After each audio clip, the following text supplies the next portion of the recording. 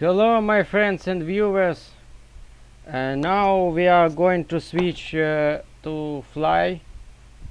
Well, we are going to fly this time, and instead of tank, объект 248, also known as object 248, we are now going to test another prize from the battle pass, from the current battle pass,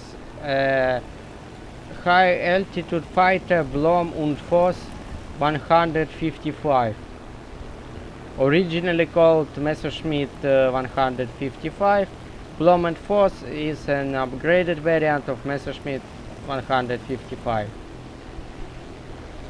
What attracts your gaze at first is this side. It can be triggered by bots circling the different cameras through pushing by default V button, or you can zoom in, zoom out in different places of the cockpit. However, if you zoom in somewhere near your sight, you will switch from the regular collimator sight to the optical one. I can't really recall the name of the site used. However, the same since Blom and Voss 155 never entered production. However, the same type of optical sight was used on Messerschmitt 410 heavy fighters, especially on these types of optical sights were intended for variations of Messerschmitt 410, armed with either long-barreled 30mm Mk103 cannons.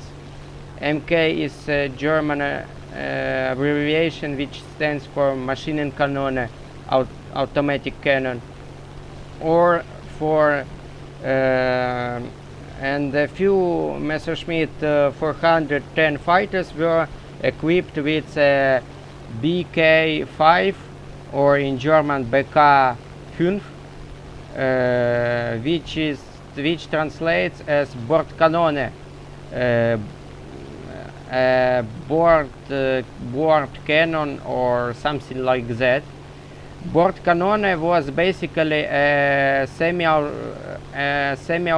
well, it was nominally automatic, but due to the very low rate of fire, one might call it semi-automatic cannon of 50mm caliber,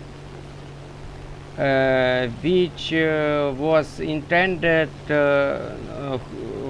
whose purpose was to give the German interceptors pilot ability to kill American bombers from a distance long before the bombers' gunners can fire at a German pilot's plane. I cannot say that it was particularly effective, mainly because it was due to the very low rate of fire and very low density of fire. It was very hard to hit any plane with a 50mm cannon, even a very big one like a bomber. And most German pilots, even S's, preferred regular automatic cannons, 20mm cannons, 30mm cannons. Most German anti-bomber fighters were armed with either standard issue 20 millimeter MG-151 cannons, or 30 millimeter short-barreled MK or MK in German, MK 108 cannons. And just like in previous case, MK stood for Maschinenkanone or automatic cannon. In case of Blum und Voss 155, the Maschinenkanone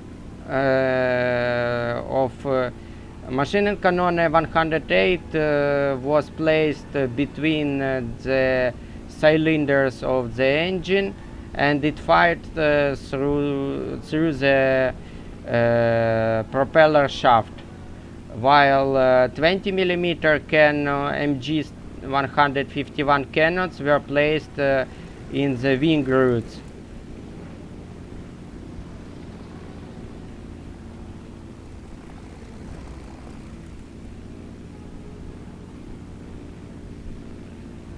The key difference of Blum and Voss 155 from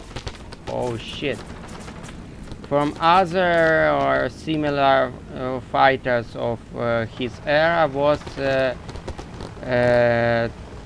two turbochargers, which allowed it to fly as high as 16,000 of kilometers.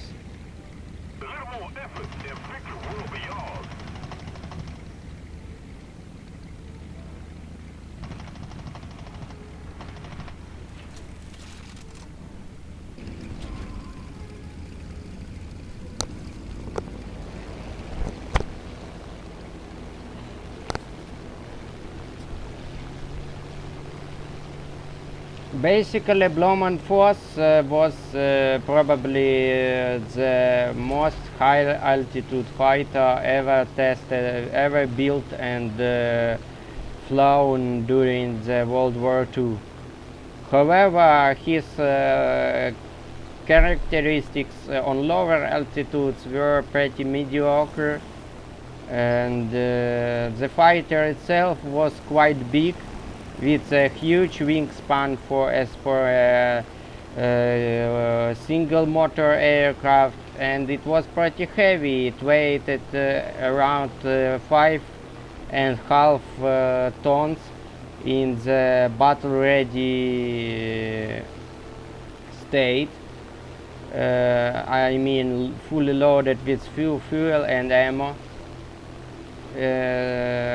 Despite this, thanks to the aforementioned huge wingspan, it had pretty good maneuverability for such a big plane, and it could outturn several Allied fighters such as legendary P-51 Mustang, especially on high altitudes, but on lower ones as well.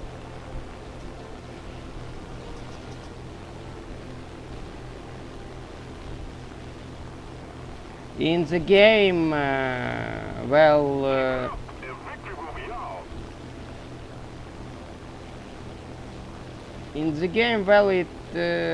it has, my personal opinion, planes like that have no actual place in the game. The only reason it can kill someone is that all planes of interceptor class in the game have air spawn, while regular fighters must take off from an airfield and then climb. The climb rate of Blum and Voss is very mediocre. It's a bit higher than it's around 14 meters per second. It's very mediocre, and that leaves only one strong side, which we have: armament. One hit from a 30 millimeter cannon is usually enough to bring down a fighter, and the short burst will usually kill a bomber, while two 20mm cannons can take care of enemy targets as well.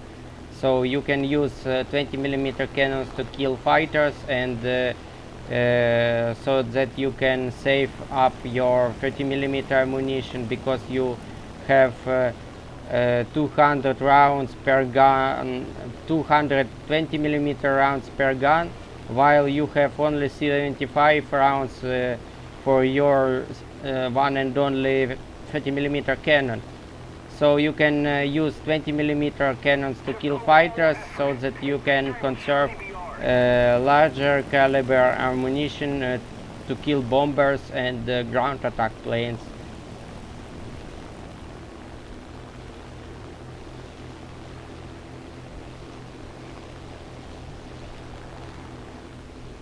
And the second good thing about Bloom and Foss is that it looks cool. Yes, it looks cool.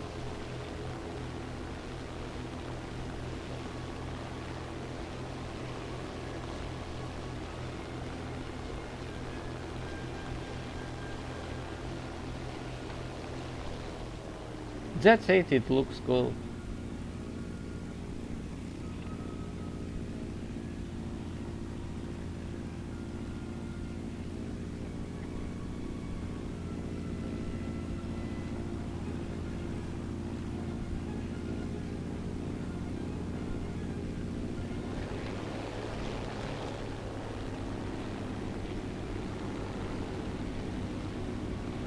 Also, I want to add that the optical sight in the cockpit is freaking useless.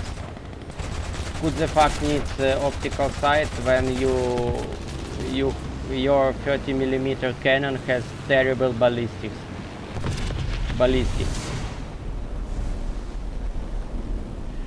Well, anyway, thank you for watching. Like, subscribe, and please support Ukraine in whatever way you can.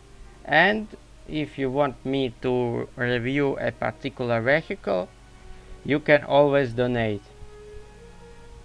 The requisites are in the video's description. See you later.